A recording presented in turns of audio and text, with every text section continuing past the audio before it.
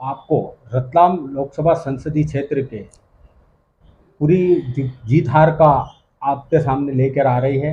हमारे साथ बैठे हैं लोकसभा रतलाम संसदीय क्षेत्र के संयोजक किशोर जी शाह। किशोर जी शाह, हम आपसे जानना चाहते हैं कि अनीता नागर सिंह चौहान कितने वोटों से जीत रहे हो, विधानसभा वाइज आप जरा बताने का कष्ट करेंगे। जिस दिन से भारतीय जनता पार्टी ने अनीता का टिकट तय किया, जीत तो उसी दिन तय हो गई। यह चुनाव देश के यशस्वी प्रधानमंत्री आदरणीय नरेंद्र भाई मोदी के नाम पर लड़ा गया और संपूर्ण ग्रामीण जगत में यह तय था कि यह चुनाव, लोकसभा का चुनाव, किसी दल विशेष का नहीं होकर मोदी जी का चुनाव है, ऐसा ग्रामीण जनों का मानना था।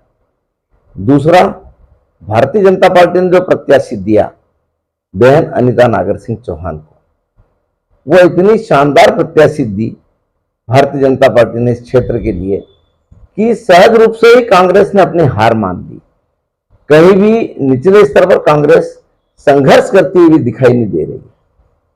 आज ये जो एग्जिट पोल और जो सहज चर्चा सारे लोग जो बता रहे हैं कि अनीता नागर सिंह चौहान की विजय सुनिश्चित है, तो यह विजय तो उसी दिन सुनिश्चित हो गई थी जिस दिन चुनाव से पूर्व भारतीय जनता पार्टी ने अनीता नागर सिंह चौहान को टिकट दिया। आप अलीराजपुर विधानसभा से कितनी लीड मानते हैं अनीता नागर अलीराजपुर हम 25,000 से ज्यादा वोटों से जीतेंगे।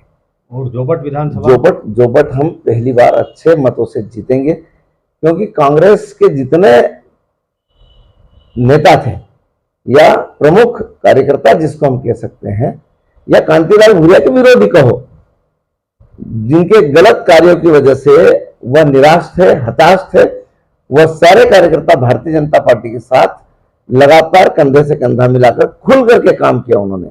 और भारतीय जनता पार्टी का जो इंटरनल कहीं कहीं विवाद विधानसभा के दौरान का रहा, जैसे माधव सिंह डावर जी का या दीपक चौहान का या ऐसे जितने कार्यकर्ता थे, उन सबको विशाल रावत सहित सभी कार्यकर्ताओं ने समाहित करके और जोबट को एक संघर्ष की स्थिति से निकाल करके भारतीय जनता पार्टी के विजय का मार्ग प्रशस्त किया है।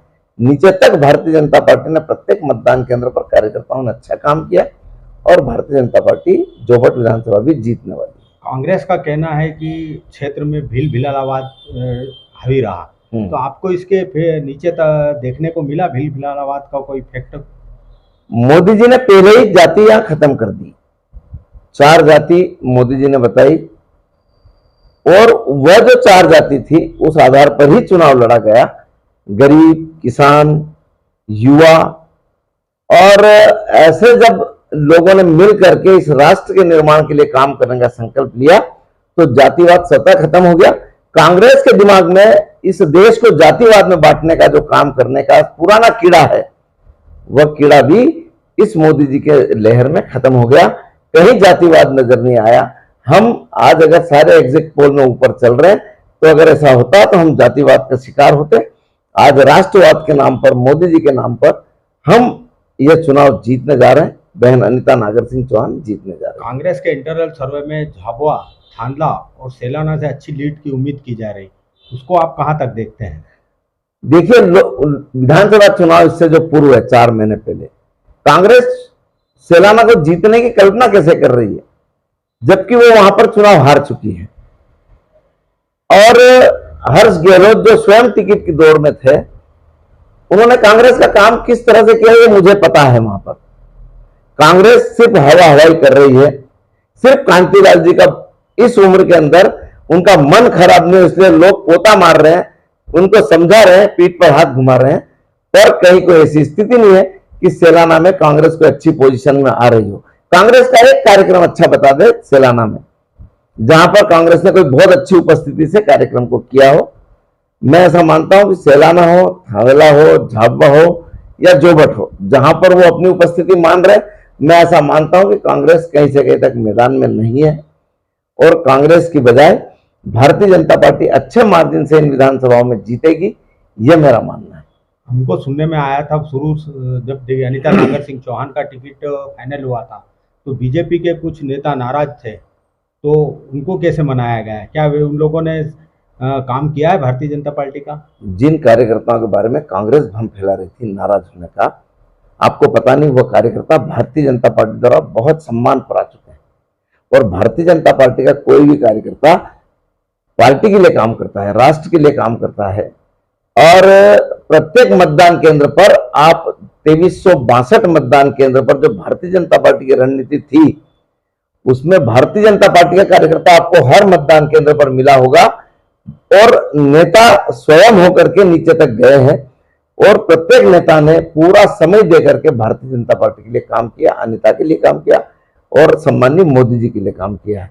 कहीं कोई ऐसी स्थिति थी ही नहीं कि कहीं भारतीय जनता पार्टी को अंतर्विरोध का सामना करना पड़े। ये तो कांग्रेस द्वारा बनाए बने एक पिक्चर है जिससे वो अपने कांतिलाल जी को मन को समझा सके। बाकी भारतीय जनता पार्टी में कहीं कोई अंदरूनी खिंचातान भी नहीं थी और अंदरूनी विवाद भी नहीं था। कल जो परिणाम आने वाले हैं, हम चाहते हैं कि आप उसकी घोषणा आज ही करें। मतलब कितने वोटों से अनिता नागर सिंह चौहान जीत तय कर रही है? अनिता नागर सिंह चौहान 1.5 लाख से ज्यादा मतों से विजयी होगी, ऐसा मेरा मानना है।